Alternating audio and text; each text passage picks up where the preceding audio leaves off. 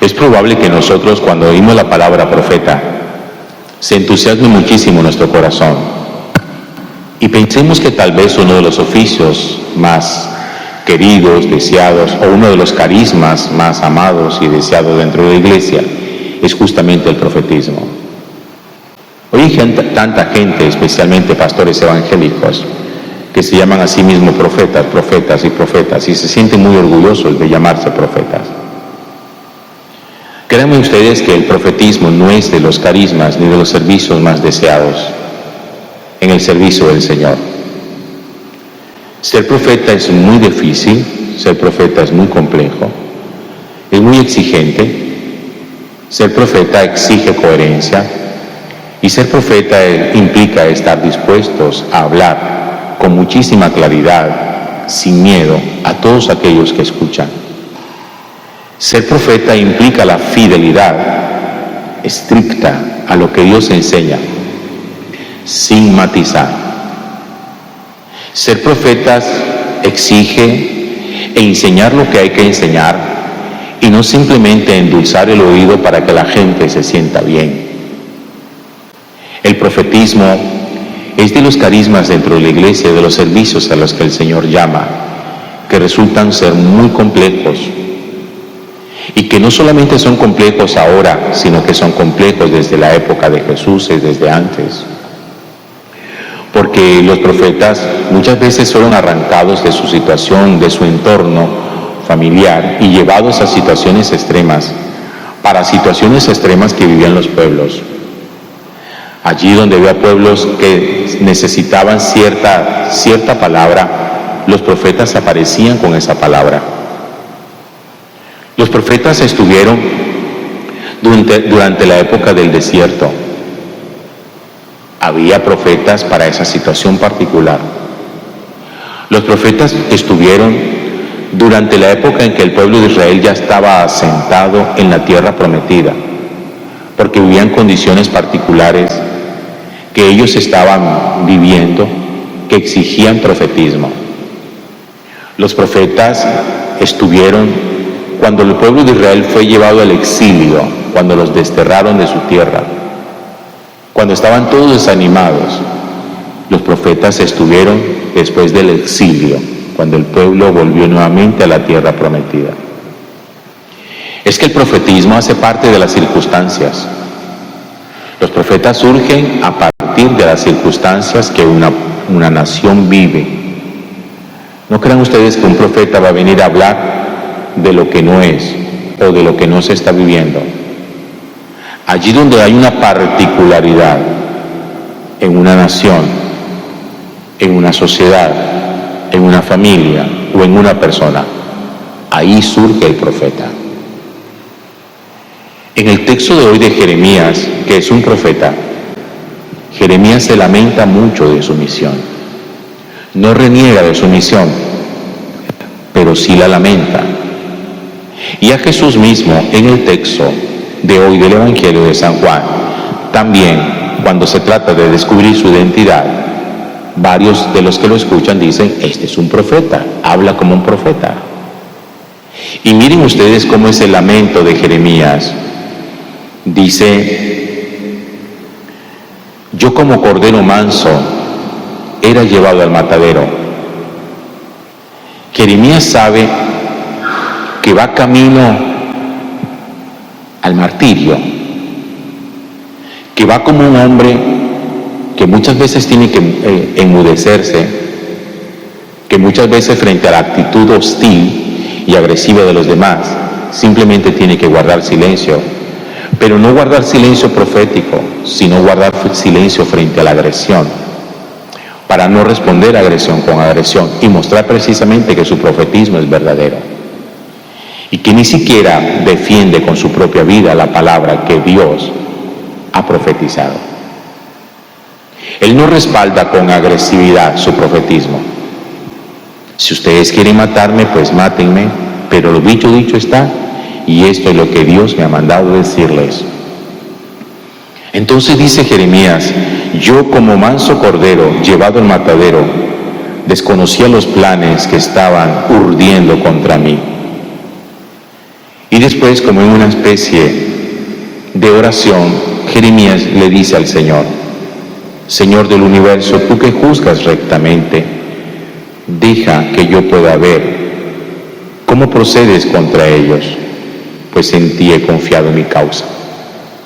Si tú me metiste en esta, pues tú eres el que tienes que defender mi causa. Tú eres el que tienes que avalar y sellar mi profetismo. Muéstrame que tú me mandaste. Muéstrale a la gente que fuiste tú el que me mandaste. Porque es que cuando uno se nombra autoprofeta, que ese es un gran peligro. Hay gente que se da a sí misma el título de apóstol. Yo soy apóstol. Y la pregunta es, ¿quién se lo dio ese título? O hay gente que dice, es que yo soy un profeta. ¿Quién le dio ese título? El título de profeta, o más bien la misión de profeta y la misión de ser apóstol, lo da Cristo. Eso no puede uno autoproclamarse y salir sencillamente que porque va a salir a decir 3 o 4 locuras por ahí, es que yo soy un profeta. El profetismo siempre es sellado, respaldado por Dios. Y donde un profeta habla, la palabra que dice es contundente y se cumple.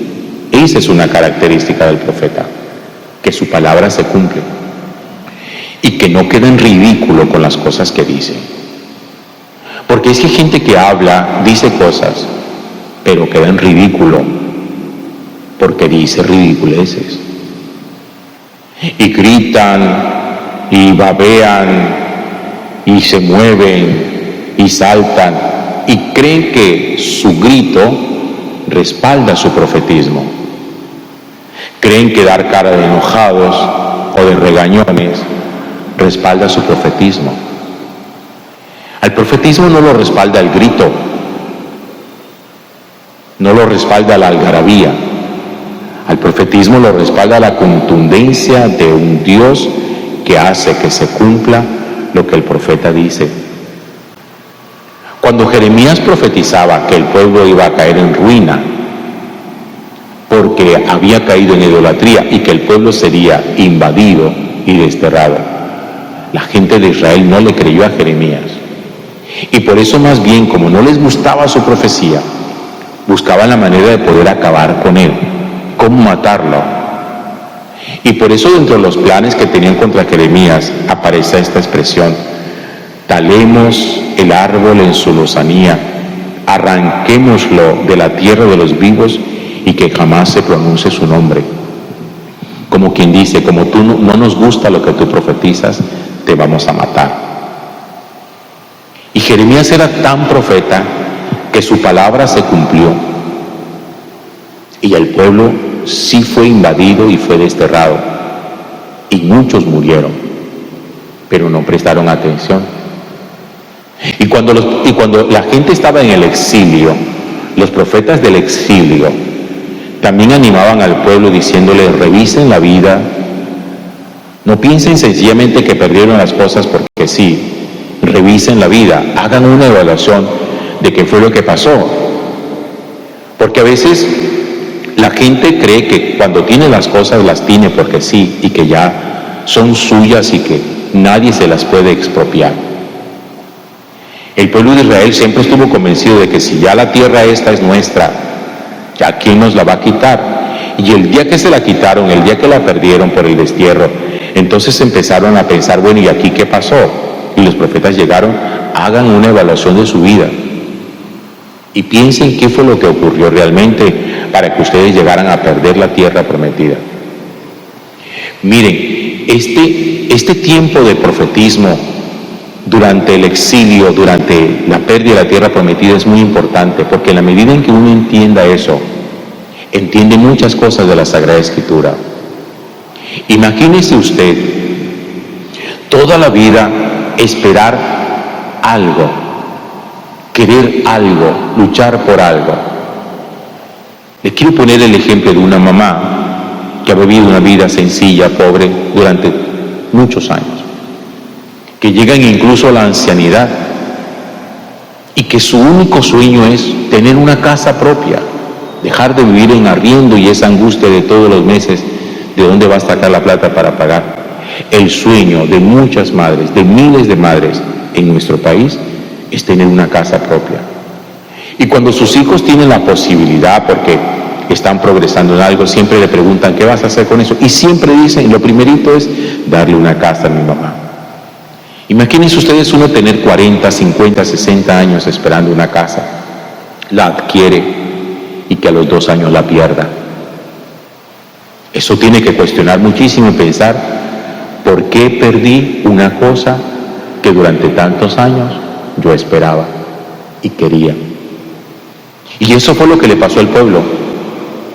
Durante muchos años esperó en el desierto, sin vivienda, sin nación, sin nada propio, esperando cuándo llegaremos finalmente a una tierra donde podamos tener un asentamiento, una tierra que sea nuestra. La tienen, pero llega un instante en que la vuelven a perder. ¿Aquí qué pasó? Y ahí entran los profetas a decir, revise la vida. El profetismo lo lleva a uno a revisar la vida. El profetismo no es necesariamente amenazante, porque hay gente que cree que un profeta es el que viene y amenaza, ¿no? Sobre cataclismos y sobre desastres y sobre el fin del mundo, y entonces dicen, por eso es que yo soy un profeta, y por eso quedan en ridículo. Porque el fin del mundo, todo el que lo profetiza queda en ridículo, y queda en ridículo por una razón muy sencilla, porque eso el Padre no se lo ha revelado a ninguno, y todo el que profetiza el fin del mundo es un profeta que cae en ridículos y que demuestra que no es un profeta de verdad. Entonces el profetismo no es simplemente amenazante. El profetismo lo lleva a uno como a la revisión de la vida, a que uno se haga preguntas, a que uno le quede como interrogantes. ¿Y de aquí qué? ¿Y esto que escuché, esto que me enseñaron, esto que le escuché a tal catequista, a tal predicador, a tal sacerdote, me dejó inquieto? ¿Y qué tal si lo que yo necesito es revisar este aspecto de mi vida que nunca lo he revisado, porque creo que está correcto, que no hay problema en él? Y resulta que cuando alguien le llama a uno la atención sobre eso y toca ese aspecto, uno dice, yo nunca había pensado que esa parte de mi vida necesitaba revisarla. Eso es profetismo. El profetismo lo lleva a uno a enderezar. Oye, voy por el camino equivocado. Tengo que hacer un pare. Si tengo que regresarme, me regreso. Si tengo que volver a empezar, vuelvo a empezar. Para eso es el profetismo. Pero como les decía yo a ustedes hace tal vez 2 días, la gran queja que Dios tiene contra nosotros es nuestra obstinación y el de ser cabeciduros, que al final cada uno siempre se mueve por su propio parecer. Y la gente también cuando escucha hablar a Jesús, porque están tratando de dilucidar, oye, ¿y este quién es? Entonces la gente, pues, cada uno tiene su propio concepto. Y dice el texto de hoy, algunos decían, este es un profeta. Otros decían, este es el Mesías. ¿Qué es de verdad? ¿Es un profeta o es el Mesías?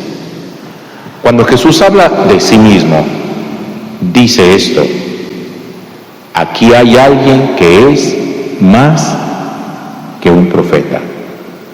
Jesús lo que nos está diciendo es, yo no soy un profeta, soy más que un profeta.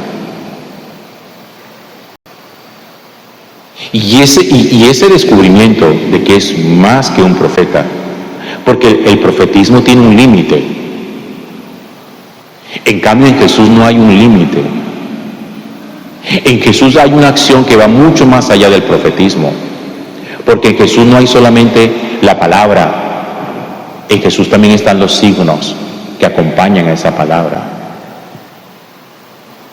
Por eso cada texto de la palabra de Dios, predicado, enseñado, explicado, tiene que convertirse para nosotros en un texto profético. Y siempre tiene que quedar esta inquietud. A mí, este texto sobre qué me cuestiona. No simplemente que aprendo. No se contenten con aprender cosas. Es que yo a usted le aprendo mucho, usted enseña muchas cosas. No me interesa simplemente que aprendan cosas. Si aprenden cosas, estupendo. Hay que aprender, hay que educar la fe. No se puede morir uno ignorante, pero también esto tiene que dejarle a uno profundos interrogantes. Y que allí donde haya un profetismo que toque un aspecto de mi vida, que nunca lo revisé porque no me gustaba, que uno pueda decir, ahora entiendo que el Señor me ha hablado. Ustedes saben que a veces uno tiene ciertos defectos en el cuerpo, que trata de matizarlos, con maquillaje o con ropa, los pies, las manos, qué sé yo, cualquier cosa de esas, que a veces uno siente vergüenza de esa parte de su cuerpo, y uno trata de que nadie lo vea. Delante de Dios hay cosas que uno a veces no quisiera que nadie lo viera, y entonces uno la maquilla. Y el profetismo que busca quitar el maquillaje y confrontarnos a nosotros y decirnos, tienes que revisar esta parte de tu vida. A veces no nos gusta ir donde el médico a hacernos ciertos exámenes porque uno dice, es que el diagnóstico va a ser desalentador. Entonces hay gente que prefiere tener ahí el síntoma o la enfermedad durante mucho tiempo y dice, no, porque se imagina siempre lo peor. Y a veces también nos pasa a nosotros eso con el Señor. Hay cosas que no quisiéramos nunca delante de Dios, que Dios las tocara porque puede darnos un diagnóstico desalentador. Y entonces hay gente que prefiere sencillamente vivir y morir en la ignorancia. Es importante, es necesario permitir que el profetismo no venga como una cosa amenazante para nuestra vida, sino como una voz de Dios que nos permita entender con claridad y poder discernir cuál es el aspecto de nuestra vida que necesitamos revisar. Gloria al Padre, y al Hijo, y al Espíritu Santo.